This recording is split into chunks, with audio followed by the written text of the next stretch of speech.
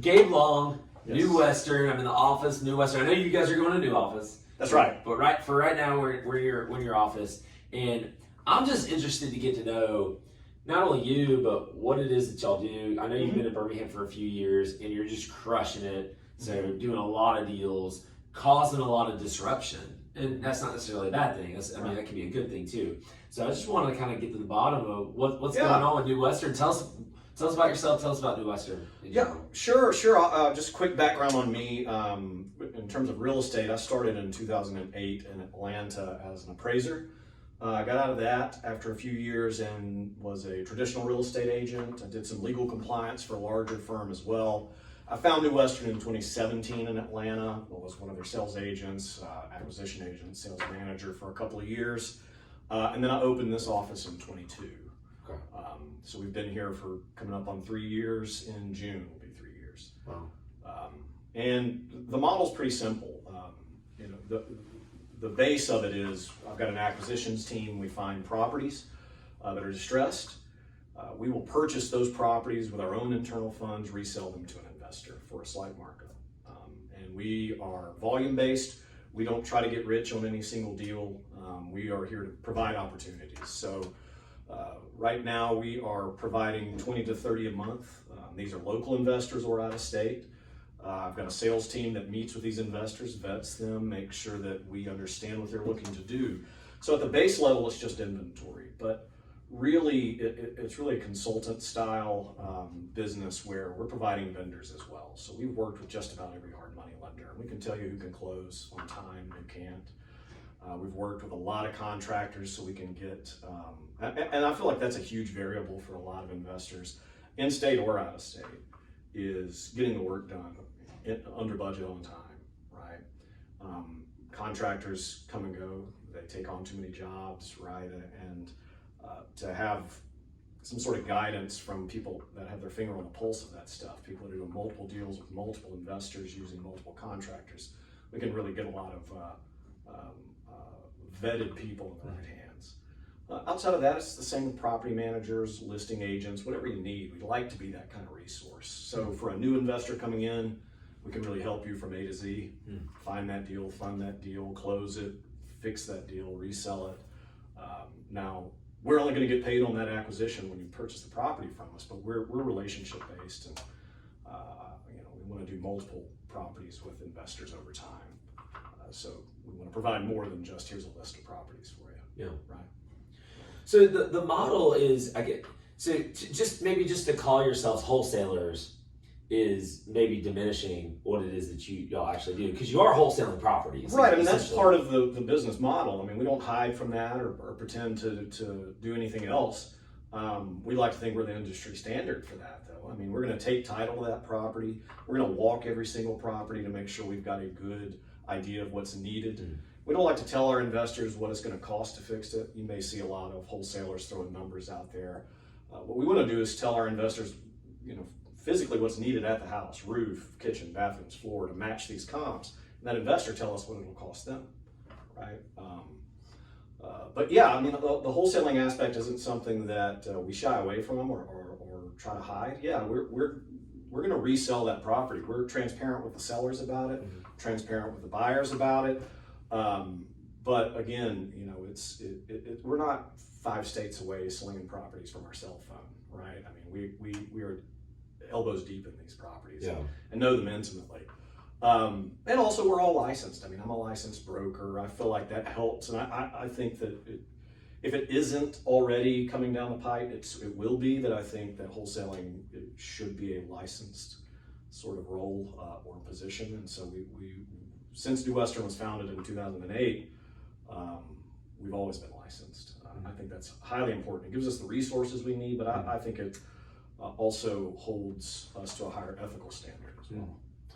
Well, I just want to make sure that folks who are watching this kind of understand, because I've talked to, I've been in this business for a long time. I've been in this business since 2012, and I've wholesaled. Sure. Right here. I don't think there's anything wrong with it at all. No. Just go ahead. Sorry. No, I don't think there's anything wrong. I just want to make sure that people understand wholesaling and assigning contracts are two completely different things. things. Those are two. When you're assigning a contract, you're putting a property under contract and you're just assigning away. They now own the contract, and you may do that for a fee. That there is legislation in place in many states that have said you cannot do that. Right. Or if you are going to do that, you need a license to do that. Right. You need a broker's license. You need to be under a broker. You need to be licensed. So that's this one kind of piece. I don't call that wholesaling. That's not wholesaling. That's assigning. That's assignments.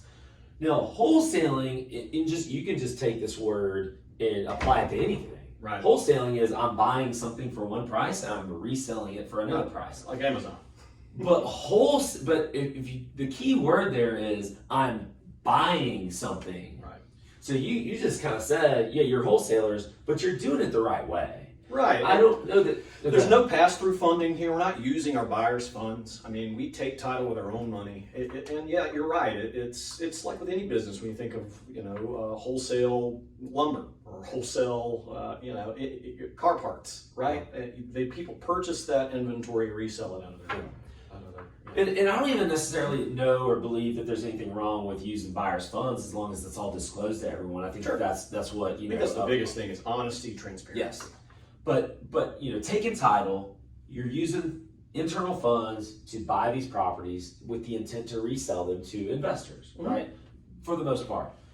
Nothing wrong with that. And as a matter of fact, the way you're doing it, I feel like is the way we all need to be doing it. I don't know that I necessarily believe everyone should be licensed to wholesale. Sure. Actually, because how can you legislate me buying a property, buying a property, right, and then reselling a property at another price? I agree with you there. I think it was a matter of you clarifying your terms. So when what I was talking about is the assigning. Correct. The assigning portion, which again, I don't have a problem with at all. In fact, we buy a lot of properties from wholesalers, right? I mean, we need access to that seller. We need to let them know what we're doing. We don't like for there to be any question in the seller's mind about how this transaction is going to go. Yeah. So if the wholesaler is willing to let us in on that and have us have that conversation with the seller, we'll buy that and pay their assignment fee out, and then buy that house ourselves, resell it to the investor. So at the end of the day, you guys are just looking to get your hands on as many properties as you can. Correct. for as good of a price as you can get it. Absolutely. So that you can resell to investors.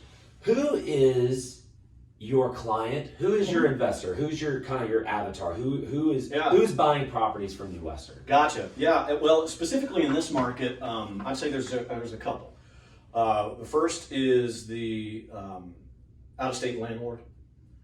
Birmingham is very, very attractive to landlords that are in other major cities because of the price point to the rent rate. Right. The return is much stronger here. Coming from the Atlanta market, just personally, you'd spend $200,000 to get $1,500 in rent, right?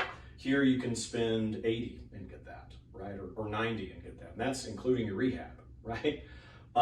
So that is a big buyer for us. Also, the local flipper who may not be, doing 20 a year or 10 a year, but maybe they're doing one every quarter, something like that. Those guys love us.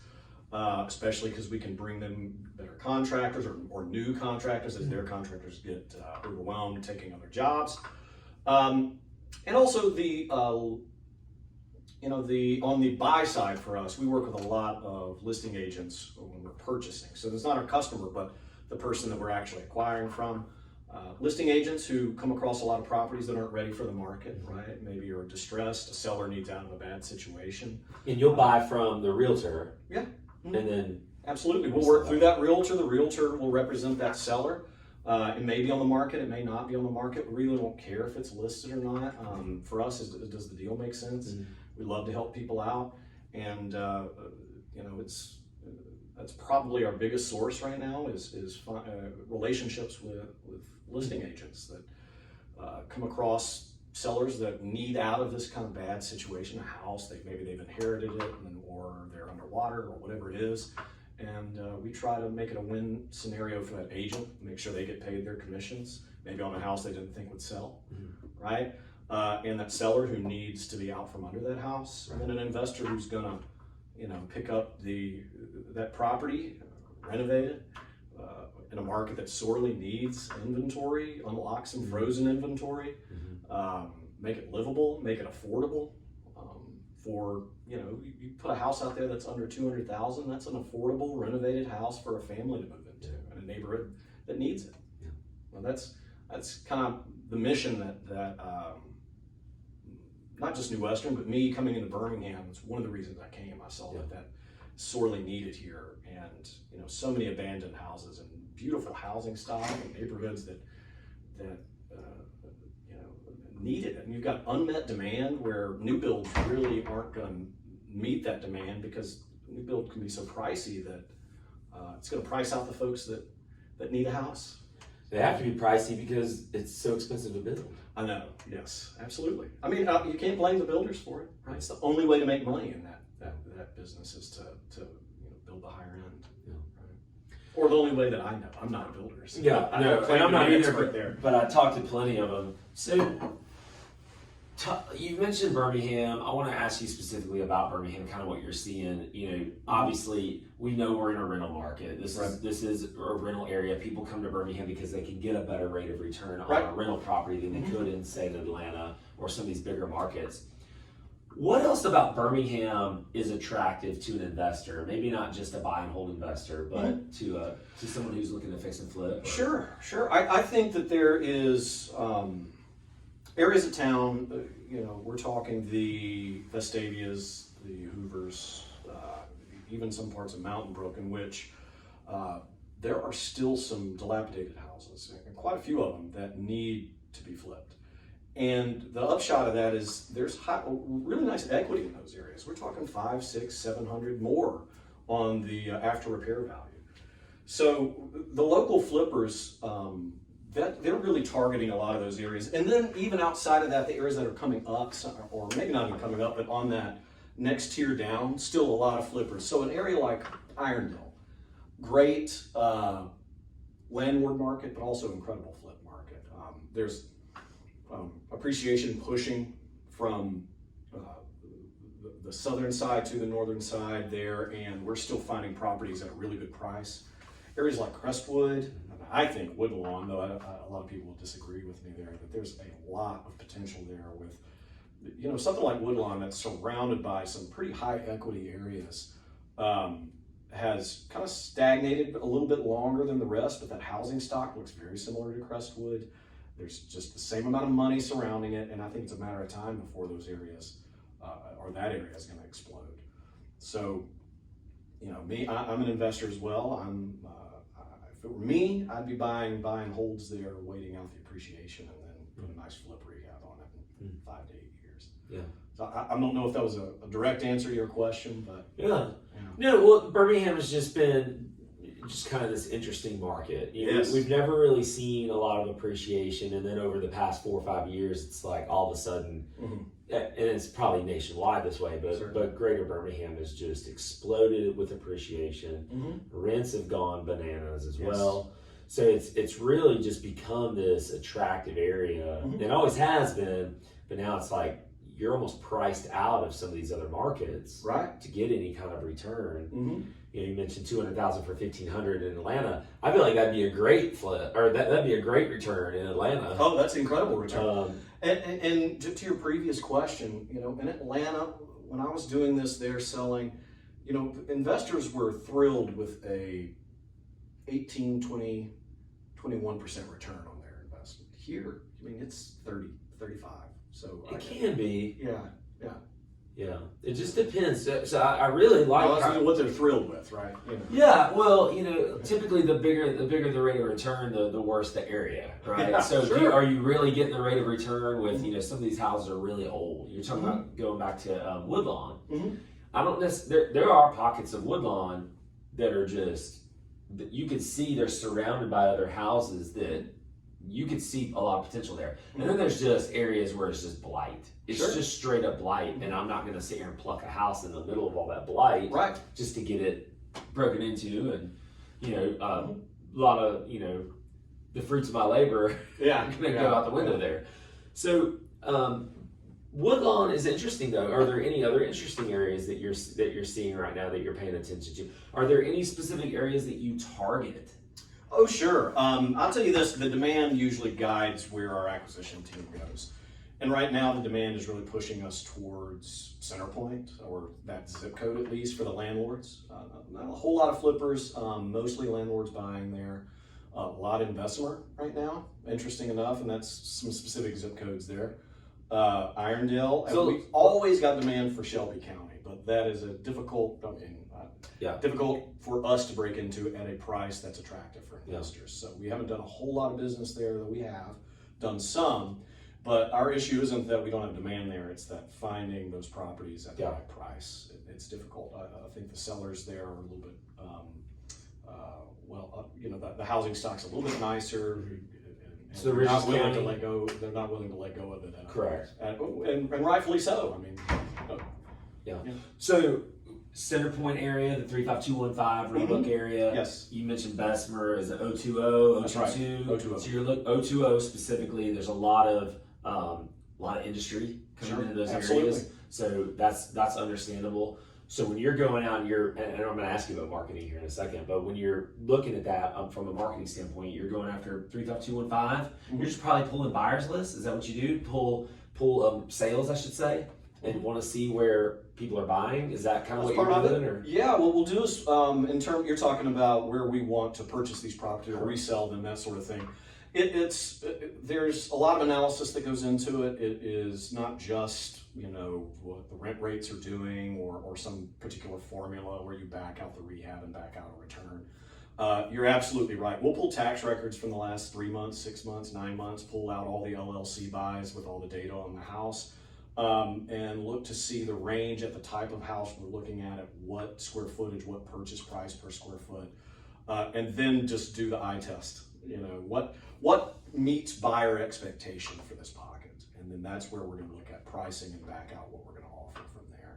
That's a part of it, but obviously if it's more of a flip, we want to look at what the return can be, what we think the range of a rehab, a real rehab would be, a contractor walk it, to see what they come up with in terms of matching those top comps, and all of that goes into the decision making on what we're going to offer or release that property at.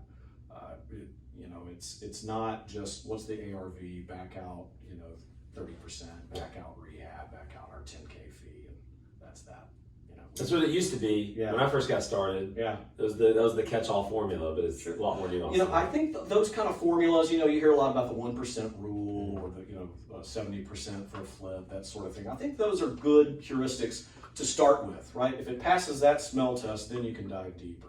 If it doesn't, then you don't have to spend as much time on it because it's not going to work. But it can't, for us at least, that's not the only decision maker or not the threshold with which we'll pull the trigger. For sure. It's just the first line of, hey, does it pass that? If so, on to the next. So you mentioned Shelby County, especially North Shelby County. And it's the richest zip code in Alabama, right there with Madison County.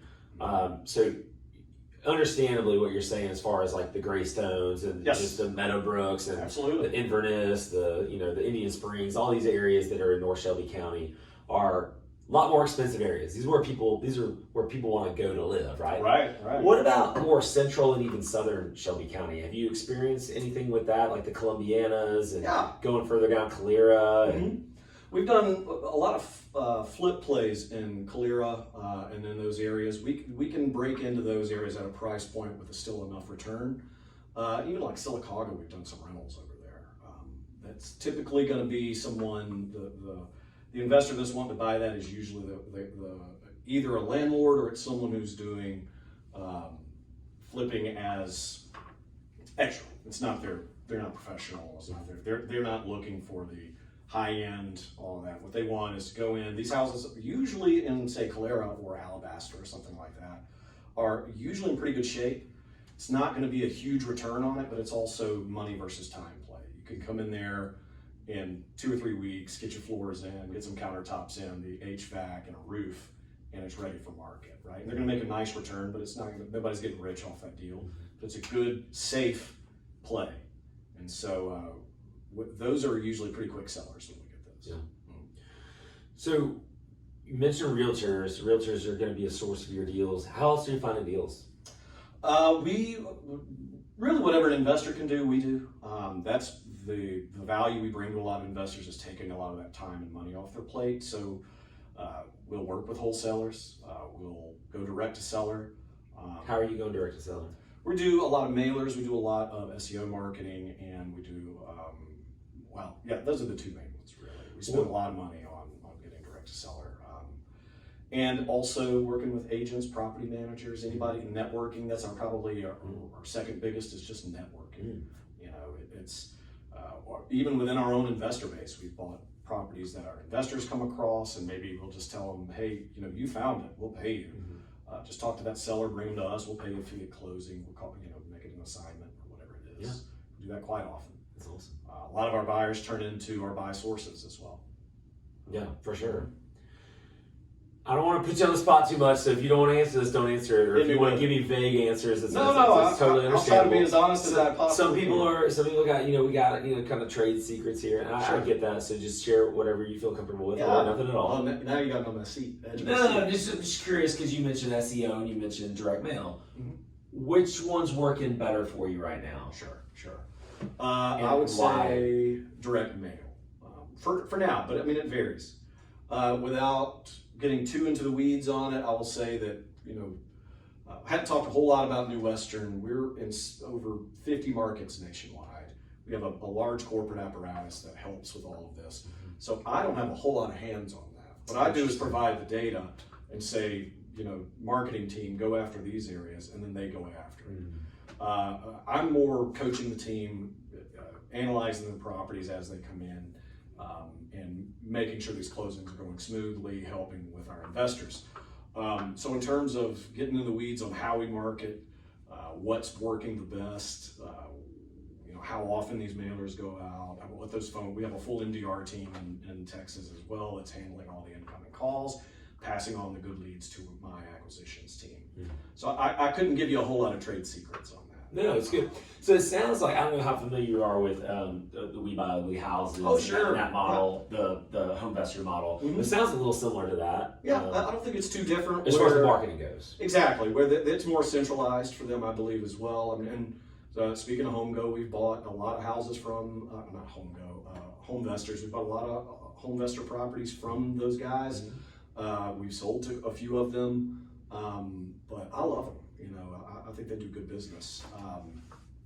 But yes, in terms of marketing, it is very similar. And in terms of like the lending, they have an in-house lender. We have an in-house lending platform where multiple hard money lenders are on that platform. So our investors can come in, give one application and get multiple products from different lenders. If they need to switch gears in the middle of a transaction, maybe for whatever reason, the first lender doesn't work out, they can move over to another without more paperwork. The credit only gets hit once. And these lenders, it's basically a marketplace for lenders that we also have in-house. And I think HomeVestors does something very similar. Yeah. If not a marketplace, at least an in-house lender. Gotcha. So this is a question I've had for a long time about New Western, because you guys buy everything. Right. What happens if you get stuck with something that you just can't get rid of? I'm sure it happens from time to time. It can, but and again, a little inside baseball.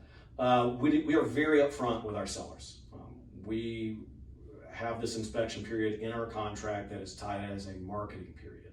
We will market this and if you've worked with some of the folks that assign, I'm sure you've seen people locking up houses for 30 days and things like that. We won't go for longer than 7 days. If my sales team can't find a buyer within 7 days, we'll go back to the seller and say, hey, sorry, we wasted a week of your time, and then we'll get out of there. So we're usually not left holding the bag. Gotcha. Now, it does happen. The only situation I could see where it would actually we left holding a property is if a buyer comes to the closing table and the seller, it's a difficult situation, and we have to take title of that property, and before that buyer signs off on it, they walk. Right? That has happened. In those situations, the broker signs a personal guarantee. I end up buying that house, and I'm going to try to get rid of it personally. Gotcha. Yeah. And hopefully it's a good enough deal. But yeah, sometimes things can happen. Fortunately, I haven't had to do that yet. My broker in Atlanta had to pick up a couple houses he wasn't enthused about, but we got them sold quickly for him, and it ended up not being a big deal. Yeah. But that's usually how it goes. I mean, anytime that we come down to the wire like that, the broker signs the personal guarantee, and he ends up buying. Gotcha. So you came here from Atlanta, right? And you made that decision. I did. Like New Western didn't say, hey, because you were working with them over in Atlanta, right? That's right. I was with them for about 4 or 5 years over there. But they didn't say, hey, we're opening up, we need someone to go to Birmingham. Gabe, you're kind of next in line. You're doing a great job over here. Right. We want you to go to Birmingham because we've identified Birmingham. No. You identified Birmingham, I identified Birmingham. and you wanted to be here. Right. Why? Well, personally, Why do you think it would work? Okay. Yes. Why did I think it would work? I could see a town with a lot of with money on a certain side of town and a lot of area that needed money on the other side of town. New Western tends to work well when there is inventory or frozen inventory, which I've talked about a little bit. So what do you mean by that? I mean abandoned houses, neglected houses, empty houses, and a lot of people that are renting that would very much like to own houses. Mm-hmm. So if you can put those, if we can first off unlock those properties that are just sitting, put them in the hands of somebody that's going to renovate it, put it in the market under $250, you're going to have a buyer for that, right? In the right areas, sure. And I looked there, also saw that the town had the median gross income of where I'd like to see it at a base level. So I knew that there was capital here. Also saw when I was pulling a lot of data that there was a lot of LLCs that were out of state. So I knew that there was a landlord presence that was out of state that was buying. So I knew we would have a buyer base. And just driving driving Birmingham enough and living not far from here growing up. Mm-hmm. I went to school at Alabama. I have some ties here. So I knew the town already. I knew that there was plenty of inventory for us to come in and pick up and bring to these investors. Mm-hmm. Also kind of snuck around into the Facebook groups on the investment side of things, looked to see what the local guys that were assigning wholesalers were doing, and I thought that there was enough activity that we could carve out a niche here and really provide some opportunities for local investors. Mm-hmm. So all of that tied to my personal ties here. I'm a Southern guy. Mm-hmm. I grew up on the Alabama-Mississippi line. I went to school at Alabama. I got a lot of buddies, college buddies that are here, friends of the family. I've got family here. My aunt and uncle have been here for their whole lives. Mm-hmm. And it was just a no-brainer. I mean, I looked into a couple other towns, Memphis, New Orleans, a couple in Florida that we've already got some offices nearby those places, but Birmingham really is where I wanted to be. So you come here, you establish a presence, and you had to get your broker's license at some point. Mm-hmm. You're opening a brokerage. That's all probably the discovery stuff before you get here. That's right. And then, did you have agents to start with? Was it just you? How do you get this thing rolling? Great questions.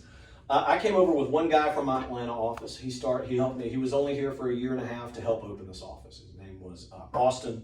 Great guy, Austin Lee. He's back in Atlanta now. His plan was always to just help the office get up and running, go back and help manage that office. From there, we hired.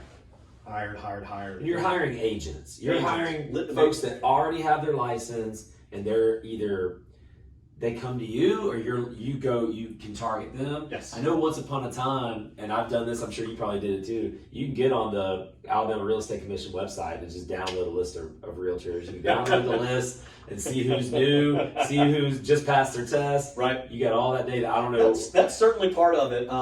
We do a lot of recruiting in LinkedIn. We do a lot of recruiting at the colleges, but you had said we hired agents. Everybody that starts with us is licensed, but that doesn't mean everybody that interviews is already licensed. So we have lead times. I'm looking for someone who has the right mentality, who's competitive. It's a very competitive atmosphere in office to sell these properties, right? Somebody with some grit. You have to be resilient in this industry.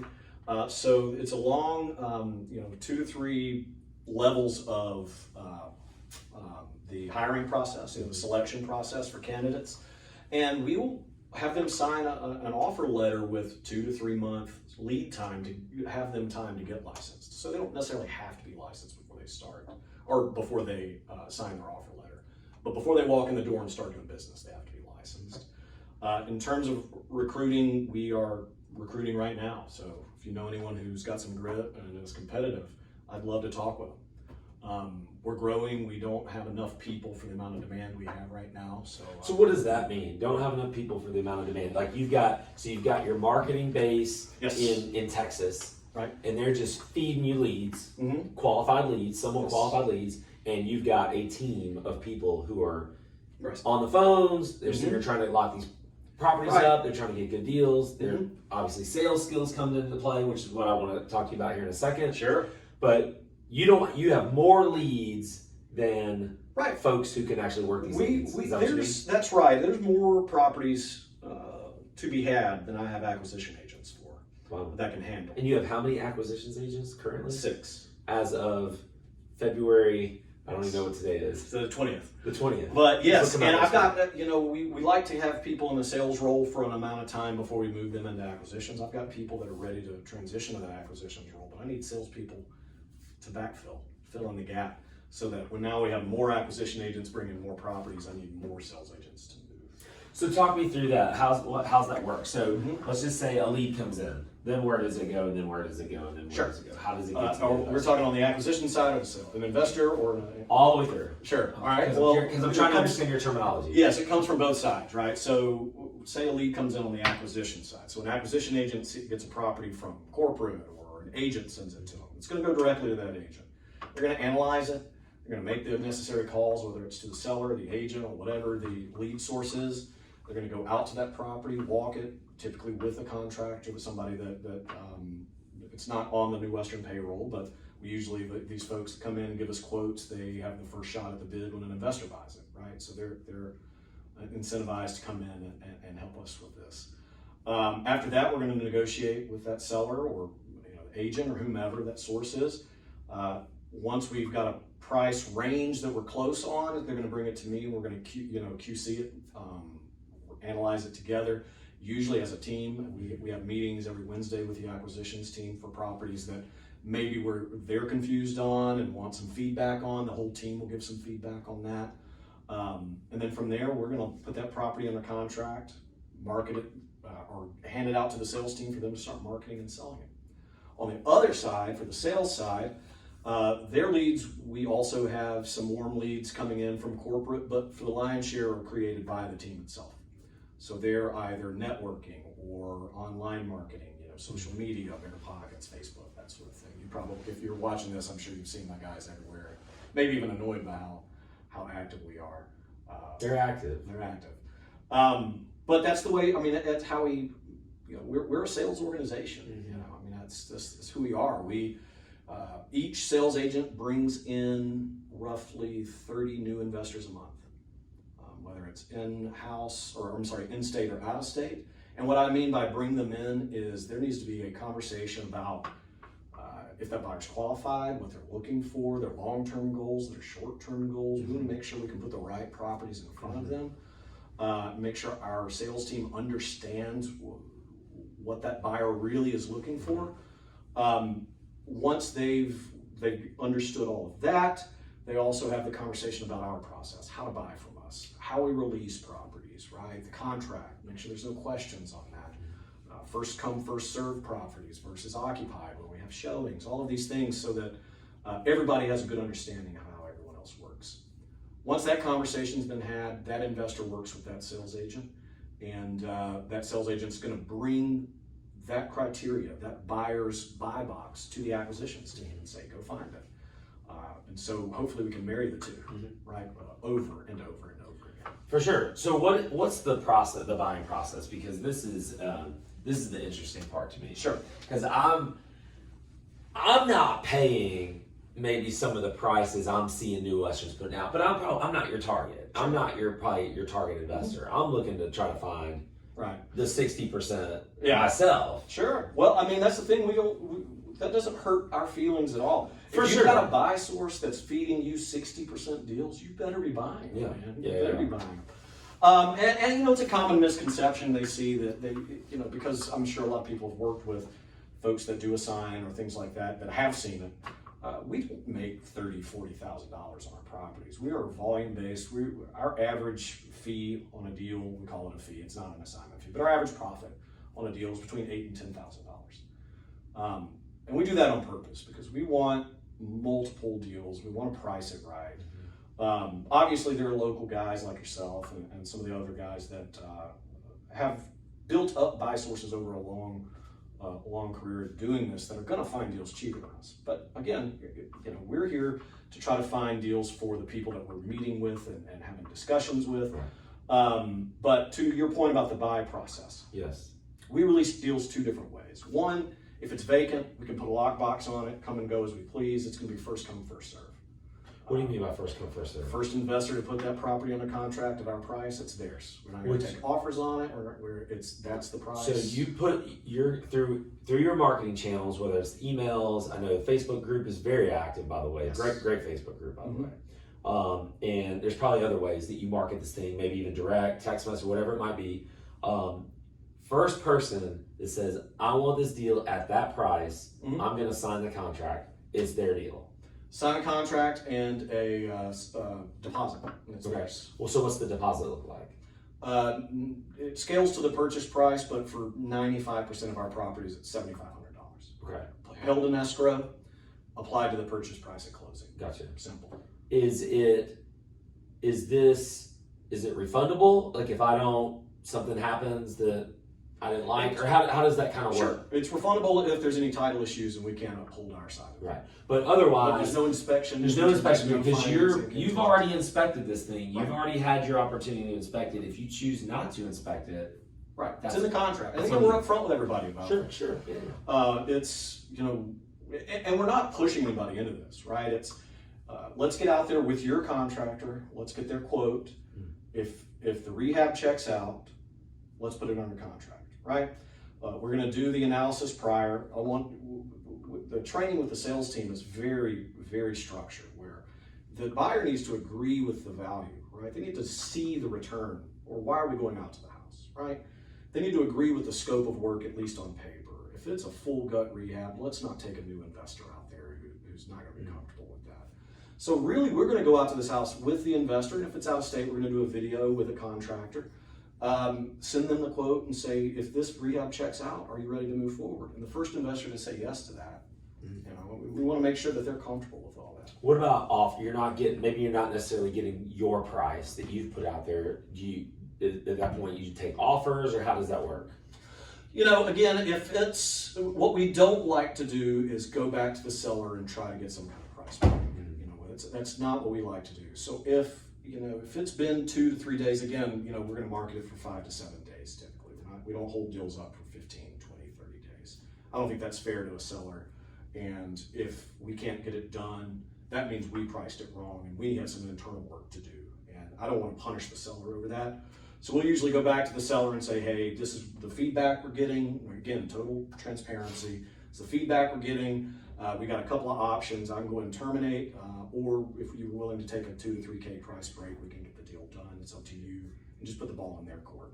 And if they're willing to do that, then we'll do it. But we're not going to do that on day one. We're not going to do that on day two. It's when we get some solid numbers with real feedback, and we can see that, hey, we messed up on this.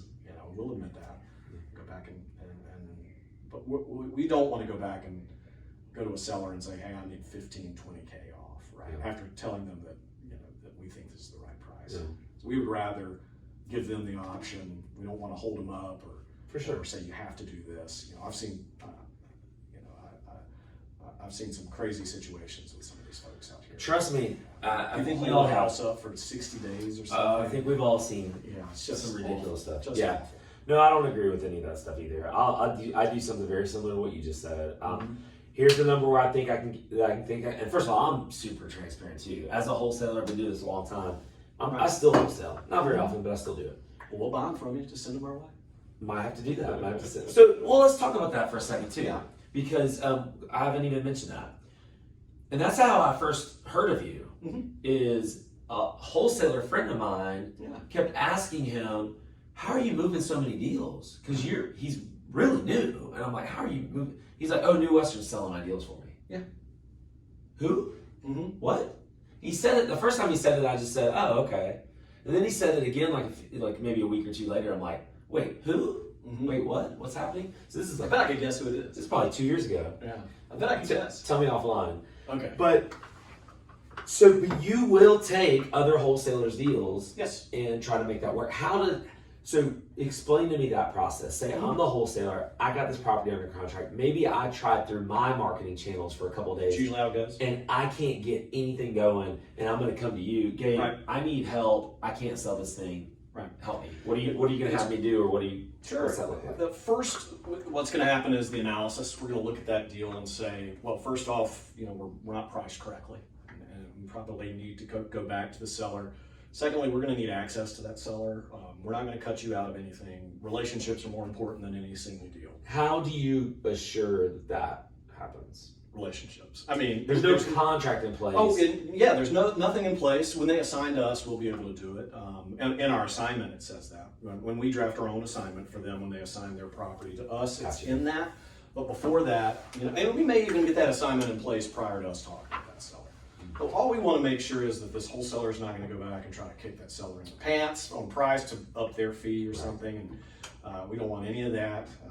And also that the seller completely understands that this house is being wholesaled. Yeah. Right? Yeah. I mean, it was passed in 23, it was the Alabama bill, I can't remember, 554 or whatever it is, where you've got to make notice to the seller, which we've been doing for years anyway. But a lot of our work with, especially newer wholesalers, is education, right? This contract you're sending the seller doesn't have earnest money in it, right? There's got to be consideration. It doesn't mention that you're wholesaling. That needs to be in there. You need to make them aware, right? And a lot of that is what that conversation is. But back to your original question. We analyze it. We'll if it's right and we think we can move it, we will go ahead and have them assign it to us, move it to a title company that understands our transactions, get title running, and then start marketing it to our buyers. Simple as that. And again, just like with the sellers, when we're working with a wholesaler, we're not going to lock you into it for 30 days. Give us 5 days. We can't do it in 5 days. That's on us, right? We didn't price it right. And then from there, so the original contract has been assigned to you. Correct. Now, and then you're going to try to go. If we go resell it, we're going to buy that house and resell it to the end investor once we see the buyer. Yeah. What percentage, give or take, of those types of deals are you doing? The wholesale deals? Working with wholesalers. Oh, I would say that's a pretty good chunk of our business. I mean, in this market specifically, there's a lot of those one-off wholesaler guys that are, one trucker guys that really look at us like your guy had said as their dispo team. And so after we get 1 or 2 done with them, the trust is there, and they just start feeding us, before they even lock it up. Hey, I have this property. What is your analysis on it? Where should I buy it at? And I'll say, well, it depends on what you want to make, but I need it at this number. They give it to me at that number, and we're off to the races. Wow. So it's a pretty good chunk after those relationships are built and the trust is there. They realize that we're not here to go around anybody. We're not trying to snake anyone. We want everybody to make money and do well in this industry. Because there's a lot of that going on. Not from us. I hear. No. I hear. So I'm helping a guy right now. He's just a friend of mine. I'm helping a guy right now. He's never wholesaled before. I'm giving him some pointers. I've got millions of videos on this stuff. Not millions. I've got dozens of videos on this stuff. Sure. I'm sharing some stuff. And he keeps coming back to me where it's like, I've got these properties, and I'm like, are you direct with seller? He's like, no, they're all from wholesalers. My typical response to that is, especially if you're new, shy away from that. Right. You need to be direct with seller. To sit here and try to daisy chain all this stuff, I've never even done something like that. Right. I don't know how comfortable I am with stuff like that. Sure. I'd rather just be direct with seller. Yeah. And with someone who's new, I think that's really important. And the people that we're getting the deals from, we will not take a daisy chain. They have to be direct to seller. Right. And within our assignment, the relationship we have with the seller, as far as I'm concerned, we're now direct to seller. We're just paying this guy, 8, 10, or however much he's making for the connect, and we're going to take it from there. Yeah. Now let me shift gears just a little bit, and I don't know where you are on time, but you okay? I'm okay for a few more. Okay. The sales process for you, would you say like what your job is specifically? Because you've said it a couple times. You're here to train agents. What are you training them in the most? Because I feel like for me, it's always been, we got to get this number correct. You mentioned that a few times too. The number with the seller has to be correct. Right. So that comes with, we got to know how to talk to a seller. Right. We got to know how to, like, what are some things that you teach or train your agents on the sales side when they're talking, or maybe I guess this would be the acquisition side, Sure. from your standpoint, when you're talking to a seller? What are some maybe important things that we should be keeping in mind? To my mind, I think the biggest mistake is to rush. When you're in someone's home, they're going to go and do business with the person that they trust or like the most. So patience, really actively listening, and not just the performative actively listening. Truly listen to this person. Get to the heart of why they need to sell, what issues are at the core of this, and try to find solutions, even if it's not a number, but outside of that. How can you help? I think that's huge. And getting not just the business, but helping someone out, that's what we're here to do in the end. We want to help investors. We want to help local businesses like contractors. We want to help these sellers too. And we're not here to, you might say our pricing is a little high, but we're not trying to kick anybody in the pants. We want For me, yeah. For probably like the local person that's been here for a long time. Yeah, that's all I'm saying. Yeah. Oh yeah. I take no offense. I'm not putting y'all down at all. No, I know exactly where we stand. I mean, and that's. I'm not your customer, right? And that's fine. Mm-hmm. It has nothing to do with anything. But what's interesting to me, the first thing you just said in that answer, the very first phrase you said was, "When we are in their home." Mm-hmm. So that to me, because there's so many wholesalers, especially from out of state, because they can't go on in-house appointments. Right. They're just doing everything over the phone. At what point? First of all, it seems like you feel like it's pretty important to be in their home. Without a doubt. Okay. So at what point is it, okay, let me come and actually come to your house? Say we get this lead, we've analyzed it, same day we're going to call that seller and schedule an appointment. Now, do they already know a number at that point? Or has a number been discussed at all? Maybe in just broad general ranges. Like saying, well, what do you think? Just enough to make sure it's not going to be a waste of the acquisition agent's time. Mm-hmm. I mean, if it's within a range that we think can work, depending on what the house needs, we'll be out there. But it's only in the general sense of what were you thinking in terms of a price, or what were you hoping to get out of the house, Mm-hmm.